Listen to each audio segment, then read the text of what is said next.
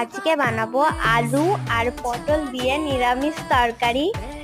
প্রথমে আলুটা আর পটলটা কেটে নিলাম, ধুয়ে নিলাম ভালো করে।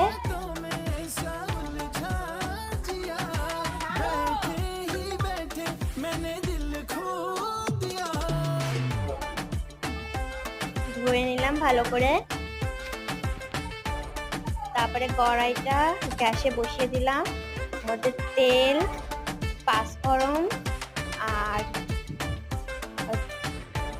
তার মধ্যে আলু আর পটলগুলো দিয়ে ভালো করে নেড়ে হলুদ আর লবণ দিয়ে দিলাম। তারপর নেড়ে চেড়ে একটু জল দিয়ে দিলাম।